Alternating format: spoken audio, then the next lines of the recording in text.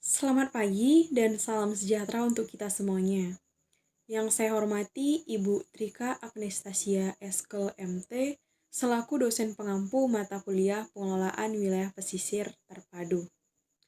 Nah, perkenalkan saya Saroh Madumasi Hombing dengan NIM 240-2025. Saya merupakan mahasiswa Permatasari yang berasal dari Universitas Samudra. Nah, di sini saya akan mempresentasikan tugas UTS pengelolaan wilayah pesisir terpadu. Nah, langsung saja masuk ke poin yang pertama yaitu hasil pembelajaran. Apa itu pengelolaan wilayah pesisir? Bagaimana cara meningkatkan peran ilmu dan teknologi ini untuk meningkatkan efektivitas pengelolaan wilayah pesisir dan hal yang dapat saya lakukan untuk mengatasi persoalan pesisir di lokasi yang saya pilih. Tahukah kamu ICZM atau yang lebih dikenal dengan Integrated Coastal Zone Management atau yang disingkat ICZM adalah pengelolaan pemanfaatan sumber daya alam dan jasa lingkungan yang terdapat di kawasan pesisir dengan cara melakukan penilaian menyeluruh tentang kawasan pesisir beserta sumber daya alam dan jasa-jasa lingkungan dengan proses yang kontinu dan dinamis, opsional, serta setiap keputusan mengarah ke penggunaan yang berkelanjutan atas dasar pengembangan dan perlindungan area pesisir. Apa peran Anda dalam pengelolaan wilayah pesisir? Seperti yang kita tahui, pendidikan biologi menjadikan alam sebagai sarana edukasi dan menambah wawasan dari pesisir pantai, hutan mangrove hingga hutan lindung Kota Langsa, menjadi laboratorium alam bagi mahasiswa pendidikan biologi yang sama tentunya. Selain memanfaatkan alam, kita juga harus mampu memikirkan bagaimana agar wilayah pesisir khususnya di Kota Langsa semakin lestari dan terjaga.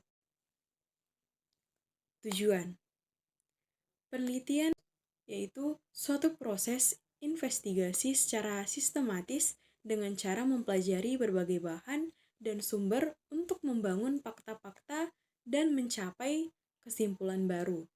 Tujuannya dari penelitian ini adalah untuk menemukan atau mendapatkan suatu data untuk keperluan dan tujuan tertentu.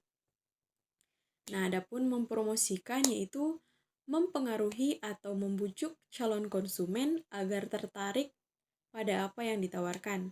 Artinya, sebagai mahasiswa pendidikan biologi, kita juga agar dapat menjadikan alam sebagai sarana ekowisata yang mendidik dan menjadi inspirasi bagi pengunjung. Nah, adapun peran ilmu dan teknologi yang pertama, melaksanakan program riset untuk mendukung upaya-upaya menuju kemandirian pengelolaan wilayah pesisir yang tepat dan berdampak untuk konservasi.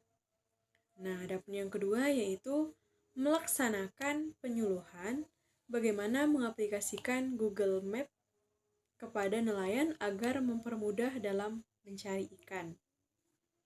Nah, yang ketiga yaitu mengembangkan teknologi digital untuk meningkatkan sistem pelayanan dan jangkauan dalam mengamati wilayah pesisir seperti membuat titik koordinat dari keanekaragaman yang ditemui di wilayah pesisir. Persoalan pesisir di wilayah pesisir Pantai Cermin, Medan. Pantai Cermin adalah kecamatan di Kabupaten Serdang Berdagai, Sumatera Utara, Indonesia. Pantai Cermin juga merupakan salah satu objek wisata yang di Kabupaten Sergai dengan pemandangan dan pantainya yang indah, di mana keindahan alam berpadu dengan keindahan buatan manusia. Adapun beberapa persoalan wilayah pesisir di Pantai Cermin saat ini yaitu sebagai berikut. Yang pertama, banjirop. Banjirop disebabkan karena meluapnya Laut Pasang. Adapun beberapa rencana yang mungkin dilakukan untuk mengurangi persoalan tersebut yaitu yang pertama, mencegah banjir dengan membuang sampah pada tempatnya. habitatnya.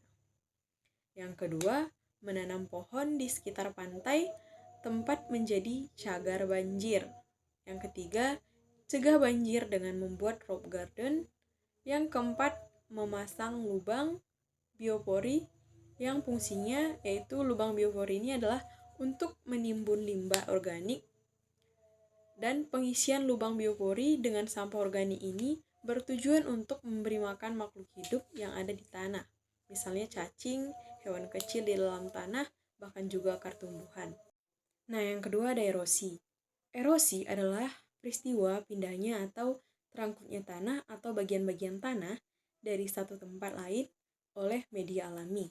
Media alami dapat berupa angin atau air.